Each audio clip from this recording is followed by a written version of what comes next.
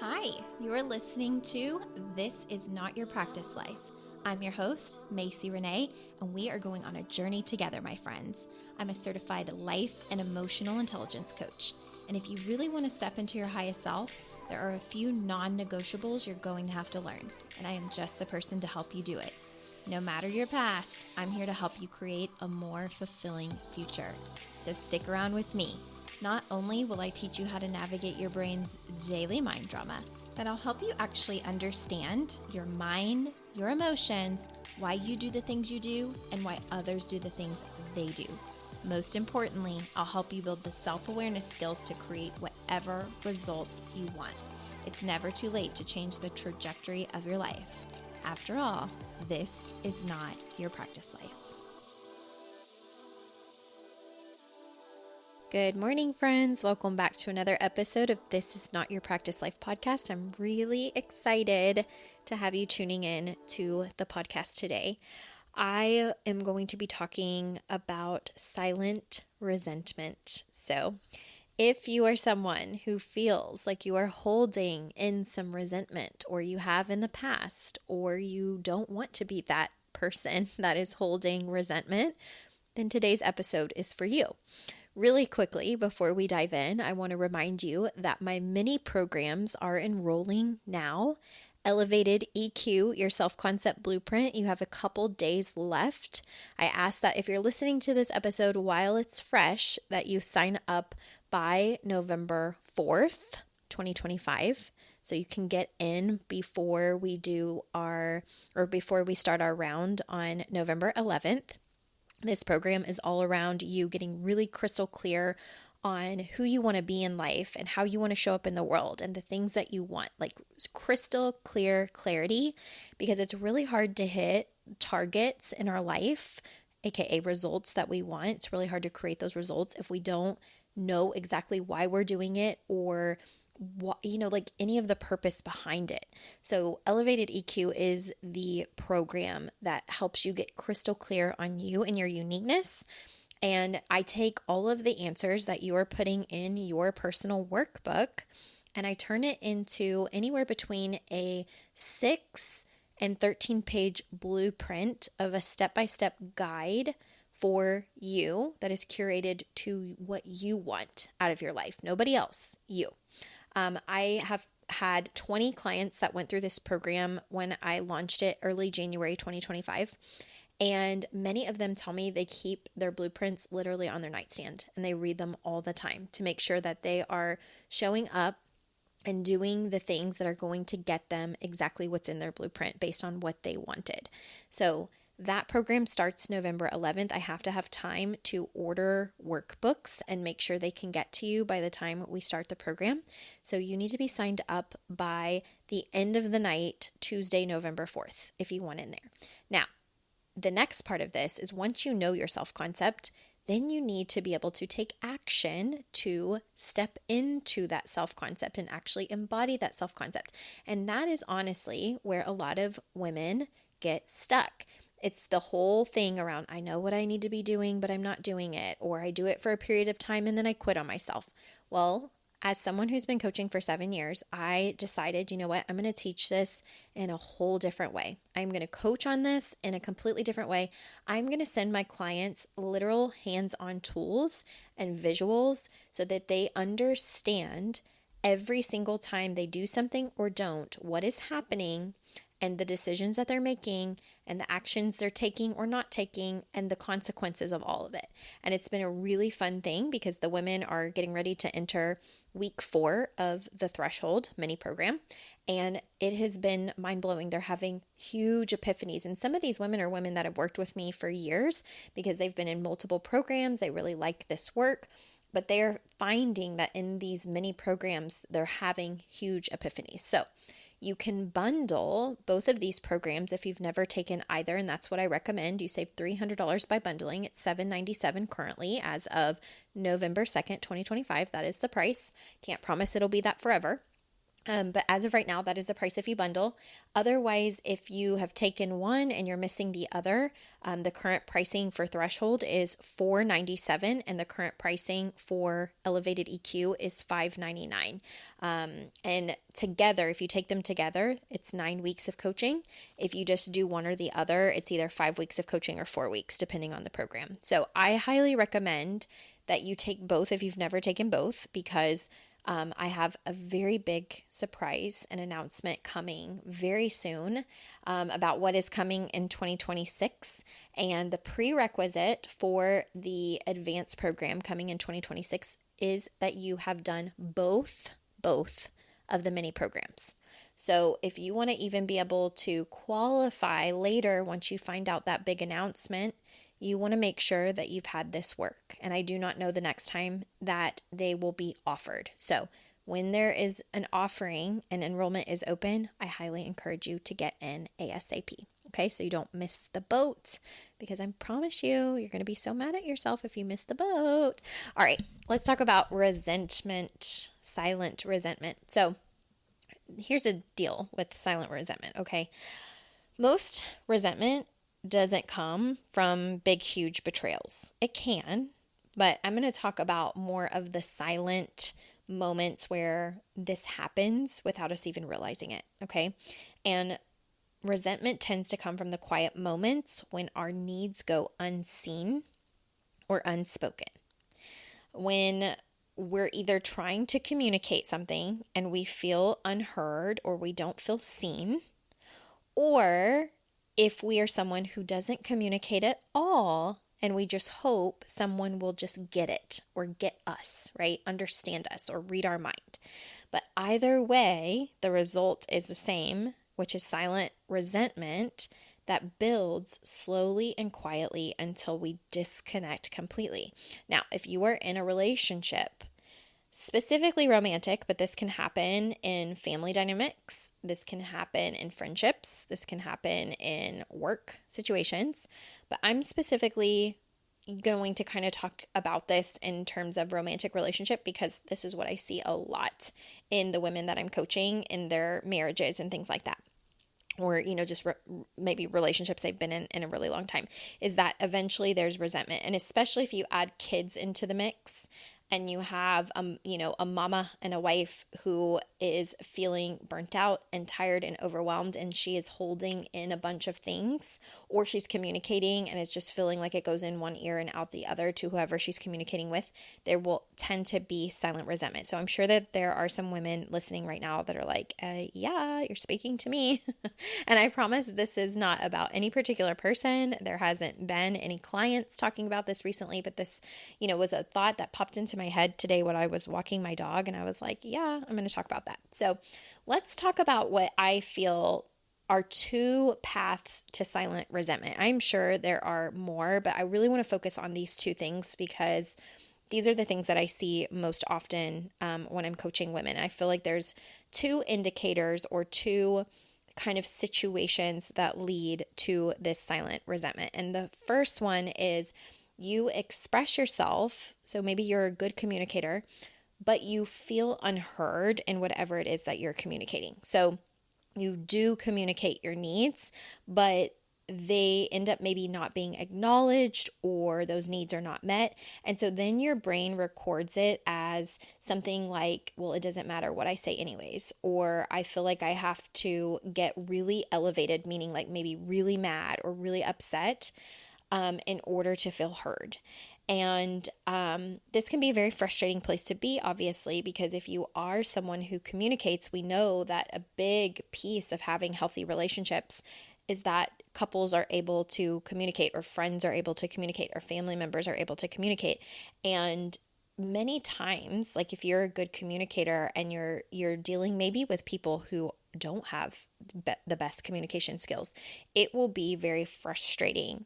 And so what happens as a result of being expressive but feeling like you're constantly unheard is that you will start shutting down, and you'll start convincing yourself it's way easier to stay quiet than to risk the constant disappointment. And this is where women will lose their voice all while trying to keep the peace. So when this happens, I feel like these are the women that get very, very hardened. They, might be considered the angry woman because, they're quiet, they're quiet, they're quiet until one day they snap. And then people usually don't understand why they've like absolutely lost their mind or cracked or snapped or whatever you want to consider it, like gone off on someone.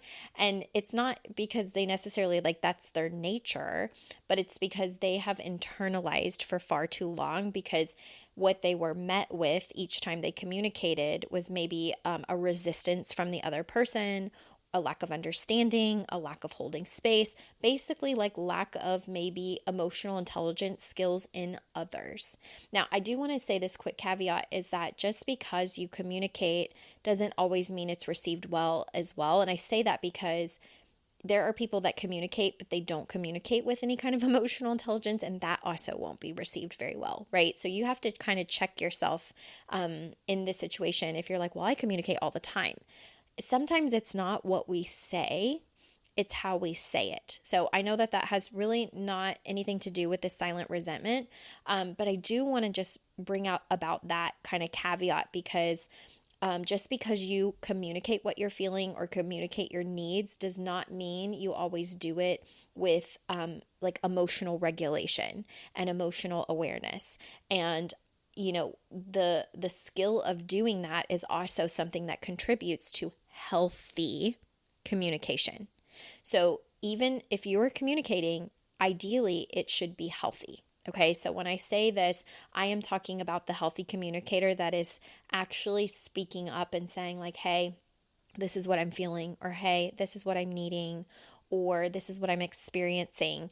And it's all going unnoticed. It's going unheard. It's not being met well. And that could be because the recipient of the person like that they're talking to and trying to have healthy communication with may not also have healthy communication skills. Okay. At the end of the day, this kind of stuff all revolves around emotional intelligence. So if you are lacking emotional intelligence skills, it's really easy to be like, well, I never learned that because my mom wasn't a good healthy communicator. My dad wasn't, or my grandparents weren't, or my caregivers, or my siblings, or my friends. And it's really easy to get stuck there. But I have to tell you, if you're an adult and you're listening to this and you lack emotional intelligence skills, it is now your responsibility as an adult to work on those skills. Okay. That is your job. So I did not grow up with emotional intelligence skills. I did not have anybody teach me emotional intelligence skills. I did not learn a single emotional intelligence skill until one, I was thrown out in the world and I had to learn how to best survive it to the best of my ability without becoming hardened. And two, until I hired my coach at 24 and learned even what emotional intelligence was. So I say this really quick to say healthy communication is an emotional intelligence skill. And it is your responsibility, if you don't know those skills, to learn them and learn how to communicate and do it effectively. Okay.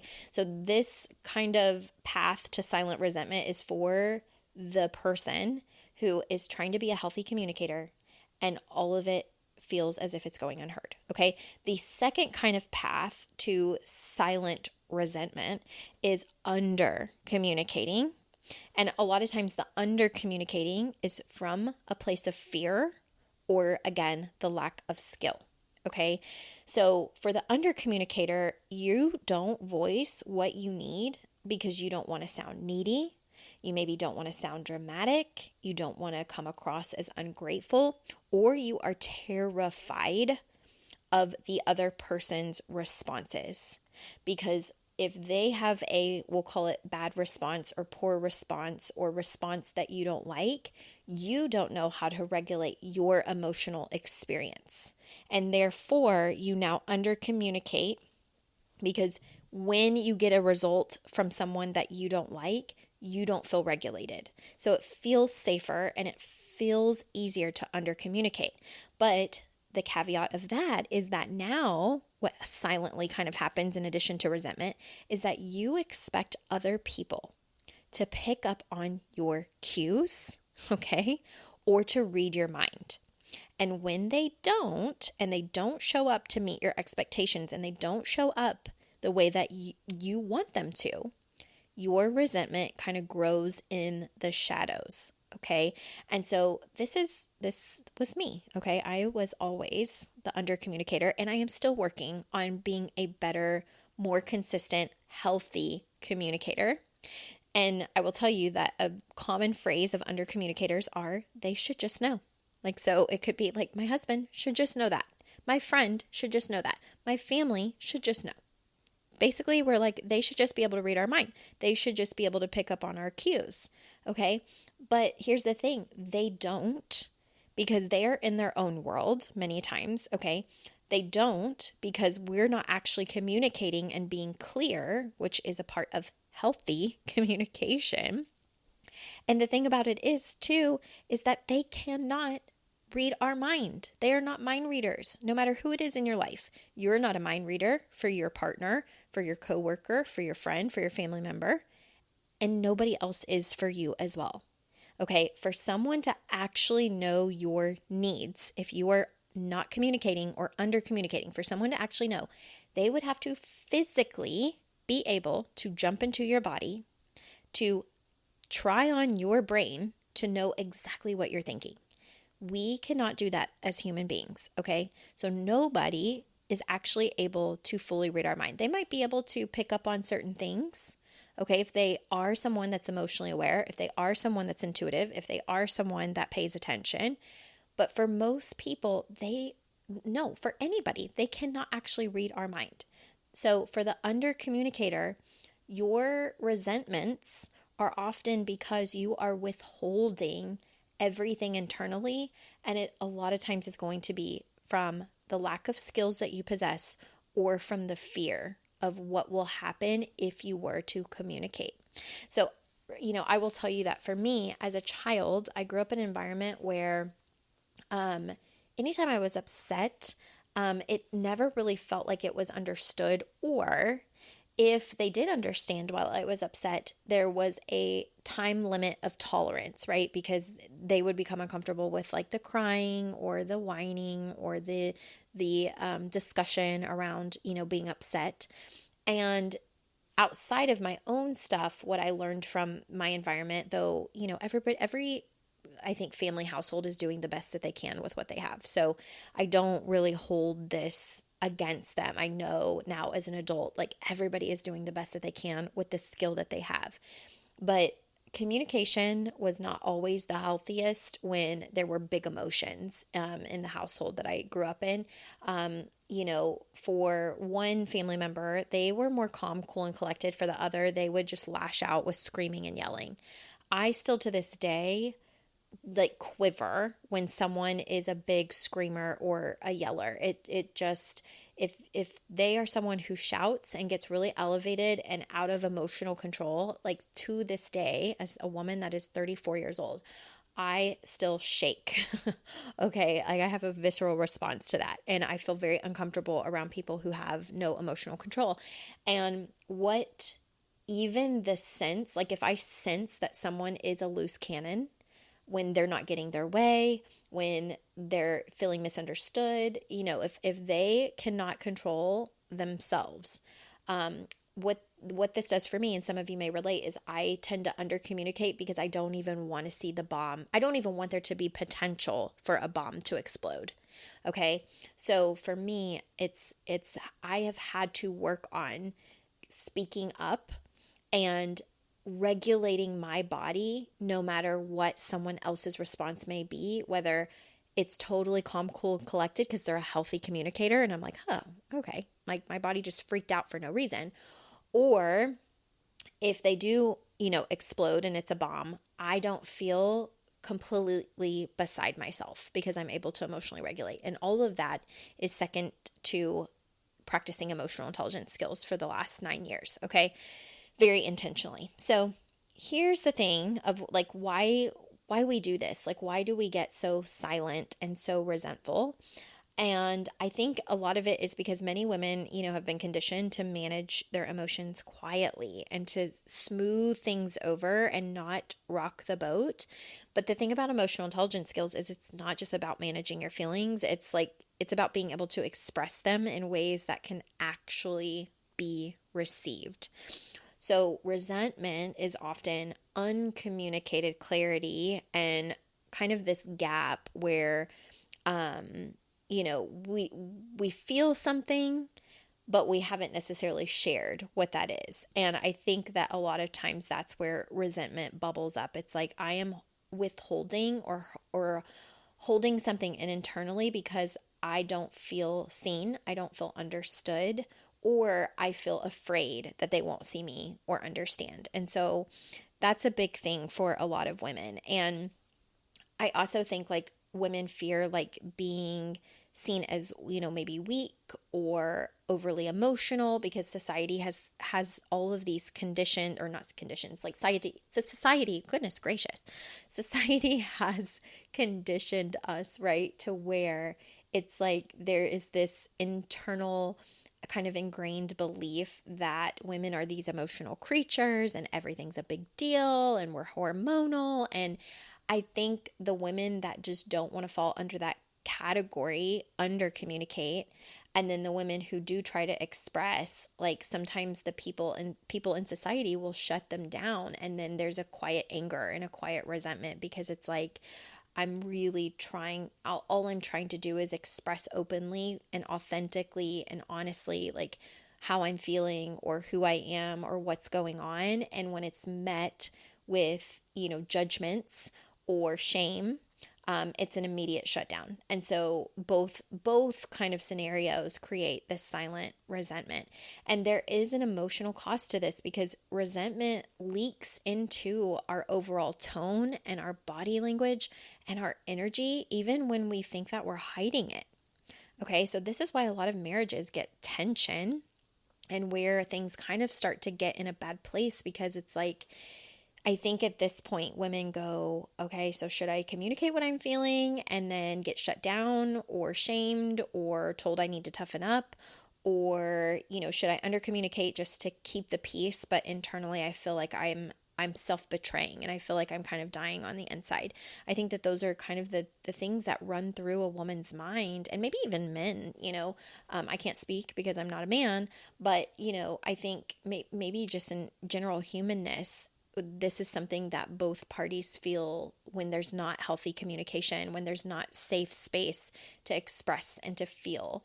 And so, anyways, I think that this is a really big deal because the longer resentment sits unaddressed, the more it convinces you that you're alone or that you're misunderstood, when really it's just you maybe don't have the skills to express or you don't have the people you can be expressive and authentic with.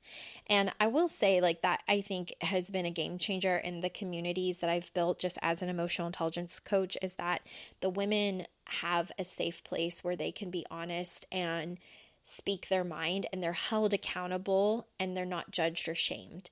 And so with that environment, they are able to really like communicate what's on their heart and what's in their mind without the fear of being totally shunned or shut down, but at the same time held very like accountable to what needs to maybe change or shift or the skills that they need to build so they're not staying in negative cycles.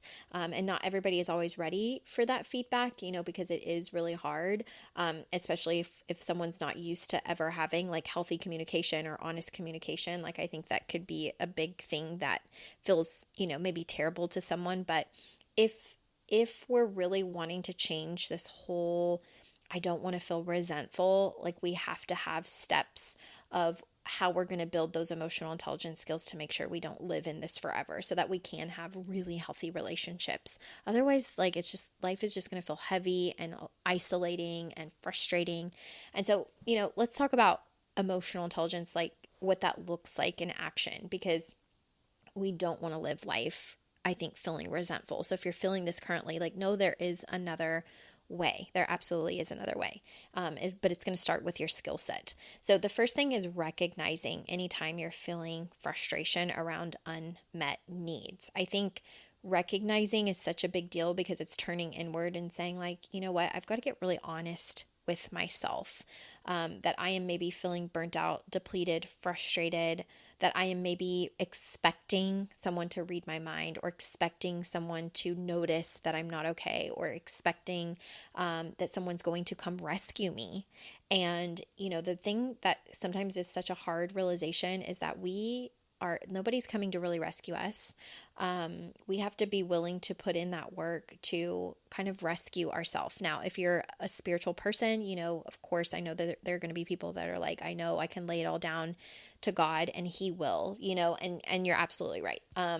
But if you are someone just kind of navigating the day to day, waiting for someone in your daily life, like to notice or to pay attention or to fix it all for you, you may be waiting a really long time, right? Because everybody's kind of in their own world, battling their own things. So you have to be willing to communicate and ask it. And if it's going unmet, it doesn't necessarily mean that they don't care. It could mean that they're lacking skills. And then we have to figure out, what do we do with that? Like, how can I meet maybe some of these needs that I have until I'm able to, maybe, what's the word I'm looking for? Like, successfully convey it to the person that I really want to convey it with in a healthy way. So the next part of this is pausing and just being, because before you assume things like they don't care, like that, you really have to slow yourself down before you create stories in your mind. I think it's very big for us, especially as women. Sometimes we will create stories in our mind, and that is more isolating and that is more frustrating, and it oftentimes leads to more of a result we don't want when we're navigating life through stories we've made up, as opposed to like real factual things that are true or not true. So, pausing when the emotions are high, because when emotions are high, intelligence goes low. And so it's not that people don't necessarily care. There will be situations where maybe like someone has checked out mentally and emotionally and they don't care, or they don't have the energy, you know what I mean, to seem like they care. But that's not true for most people. Okay. So like really being able to practice like impulse control and managing yourself, like regulating yourself and pausing before you go gung-ho with stories, is going to be such a big deal. And then also you have to be able to practice communicating clearly and calmly. And that is not to control certain situations, but rather to connect. I always tell women that one of their superpowers in communication is like curiosity. Where can they get really curious with their partners, with a friend, with coworkers, with, family members, anybody that they're engaging in conversation with? Like, where can they, try to meet someone where they are? And sometimes it's in simply asking questions, showing curiosity, holding space. And so maybe you need this done for you and you're not getting that. Come into a coaching environment. I will just toot my own horn for a second. This is something my community is really good at. So if you don't have these people in your life and you're trying to practice healthy communication skills and you're trying to let your guard down and you're trying to be better, my community is a great one for practicing that, but I will tell you, you will be held accountable at the same time. And then the last part of this is owning your part. So kind of going again with the accountability, but even in communicating, instead of being resentful, it's asking yourself, did I say what I needed to say clearly? Or did I hope that they would read my mind? So you have to be able to own, like, did I communicate in a healthy way, or did I communicate in an aggressive way? Did I communicate as clearly as I could have? Or am I someone who is under communicating, holding things in, like letting resentment build because I'm not willing to risk the outcome? I don't want to feel the feelings if they don't have a good response or if they don't have a good reaction. So you have to be able to check that within yourself as well. And so the last thing I'll say just to close this out is, think about silent resentment as emotional clutter. I give this analogy with my clients all the time of like any of the things that we are holding in kind of get stuffed into this metaphorical locker, and we keep stuffing and stuffing and stuffing and stuffing and stuffing things into this locker. And there eventually becomes a time in our life where we just feel so weighed down. We can't do anything else. There's nothing else that can go in the locker, and we just feel really depleted. And that to me is the emotional clutter. And if you have a lot of that, you're probably holding also some resentment in your relationships. And it will keep you from really great things. Like it will keep you from intimacy that you desire, peace that you desire, connection that you actually crave. Because when you learn to communicate your needs, and you can do it without apology, without control, without assumptions, without aggression, you really you stop waiting to be understood, and instead you create an environment where there can be understanding and more healthy relationships and better communication. So if you are struggling with any of this and you feel like you need help, whether it is family member relationships, friendships, romantic relationships, work environment, whatever it may be, if you feel like you are full of emotional clutter and you're really struggling with feeling resentful, and you want the skills and you want to build your emotional intelligence and you want to feel good in your life no matter how people are showing up in theirs or responding to you, that is something that I can help you do. All you need to do if you're interested in that is to book a consult. So I recommend going to MacyRenee.com. You can scroll, and on like the bottom right, it'll kind of follow you around if you're on your laptop or even on your phone, and you'll see a little button that says book a free 60-minute consult. And if you do that, we'll get on the phone, we'll talk about things that you have going on, and if there's something that I can help you with, we can move forward. And if it doesn't feel like a good fit, we don't have to. There's never any pressure there. It's just I am able to help you with this if it's something you really want. So I hope this episode helped you. I hope you're not carrying silent resentment around. If you are, I know it's heavy, and you can release it. You can allow it to move through, up and out, and leave forever. But if you need the help doing it, I am here whenever you're ready. I hope you guys have a great week, and I will see you soon. Don't forget to sign up for Elevated EQ and the Threshold. Bundle them both together if you've not taken either. We're going to get started real soon. You're going to be so happy you have taken these programs, even if you never touch the advanced program that is coming. Okay, you will be so happy you have a very strong foundation in these two programs. So don't forget to do that ASAP. I will put the link in the show notes so you can just go right there. And I will see you inside. Bye, guys. Hey there. Thank you so much for joining me on today's episode of This Is Not Your Practice Life podcast.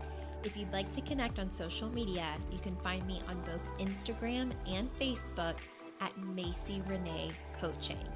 And if you want to stay up to date on all of my offers, announcements, and inspirational emails, you can join my email list at MacyRenee.com. In addition, if there's a way that I can further support you in your coaching journey, you can schedule a free 60-minute consult at MacyRenee.com anytime you want so we can discuss the best options for you. I look forward to seeing you next week, and I hope you have an amazing day. Bye.